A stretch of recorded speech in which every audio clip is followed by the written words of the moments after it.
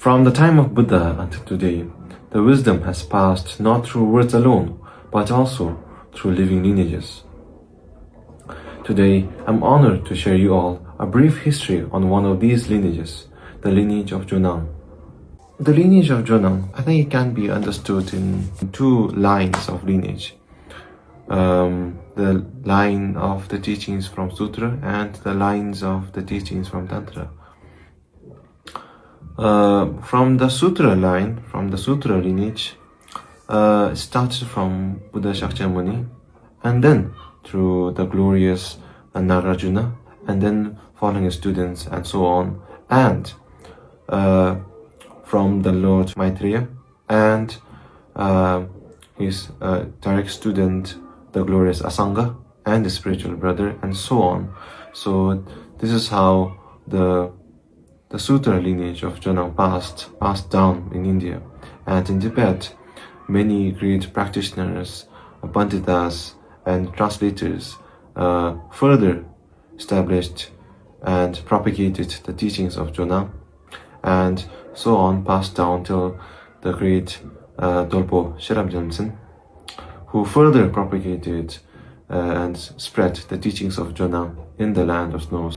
Now talking about the transmission or the line of the teachings of Tantra in the lineage of Jonang. It was first said by the peerless Buddha Shakyamuni when he first taught the teachings on the Tantra of Kalachakra, at which we now call Difung Churten, to many countless Buddhas, Bodhisattvas, gods, Nagas, Yakshas, and many other fortunate beings at that time.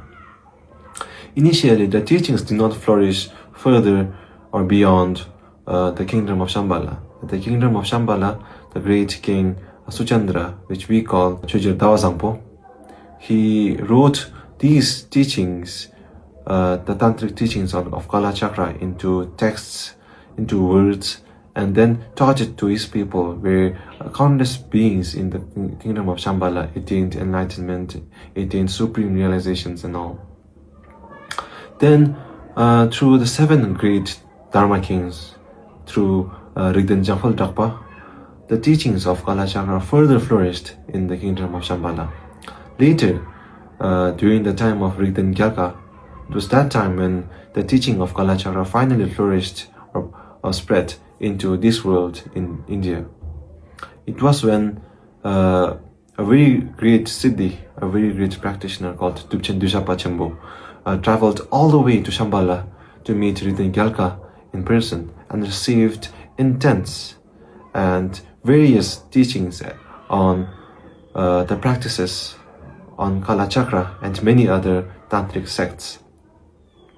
And when he came back, he brought these texts and practices to this world, and he extensively focused into practicing it, and then later he departed in a rainbow body.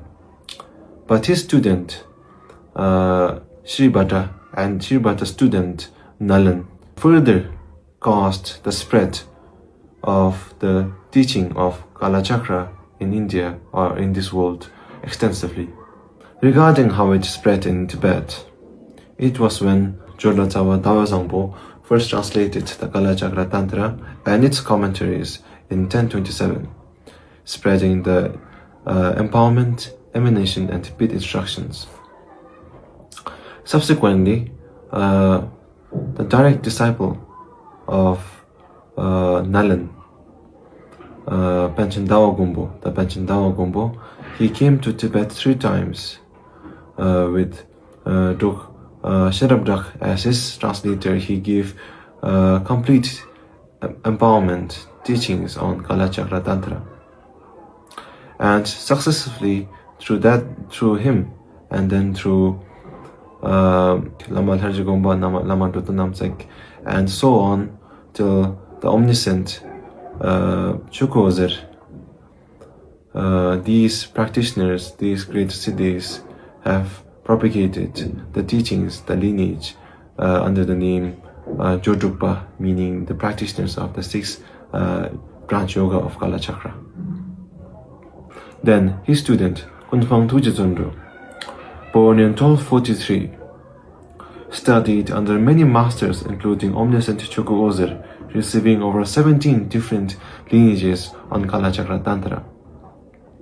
When invited to a place called Jonang by the deity Jomondami Gyermo, he arrived there in 1294, and there he established monasteries, established groups of sanghas, and the sanghas there, the practitioners there, were soon known as Jomonangpa, and later on known as Jonangpa. And from then on, the lineage was known as Jonangpa or Jonang. Him and his disciple, Shansam Gyalwa Yeshe, and Shansam Gyalwa Yeshe's disciple, Ketsun Yunten Gyamtso, further propagated the profound teachings and the lineage, and these three were known as the three early masters of Jonang. Then, the student of Ketsun Yunten Gyamtso was the great Dolpo Sherab Gyamtsen. As prophesied in the Mahamegha Sutra and Usnisa Vijaya Tantra in Tibetan, which we call Ngao Chambui Do and Tuktur Nampar Gyalwi Jud, and many other texts by Buddha. He was born in 1292 at a place called Kayuri. His qualities in teaching, debate, and composition spread in all directions, earning him the title Omniscient. His writings expressing the ultimate views on the meaning of Sutra and Tantra spread everywhere. When debate arose among most scholars who couldn't comprehend his understanding, these disputes melted away like snow falling into the ocean. All philosophical controversies, all philosophical doubts were resolved beyond dispute. At the request of many geshes, many scholars, he composed many volumes of works, including which we now call Richung Niden Gyamtso.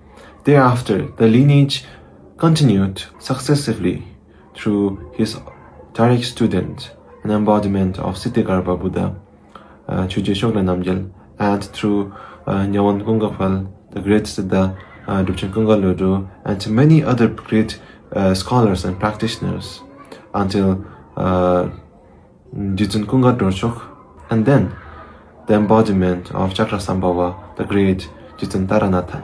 Jitsun Taranatha, also known as Kunganyampo, born in 1575, was an ornament of the great Matemaka of definitive meaning. He was recognized as the reincarnation of Jonang Jitsun Kunga Dorshok. He studied sutras, tantras, and pit instructions extensively, becoming a supreme lion among speakers of scripture and reasoning. Establishing the Jonang seat, he cared for his disciple and trained limitless students, further promoting the lineage of Jonang. His enlightened activities, like white light of dawn, pervaded all regions including China, India, and Mongolia.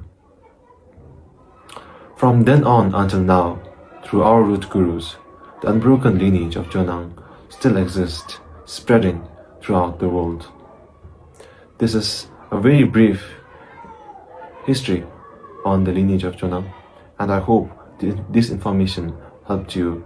May all be auspicious. Thank you.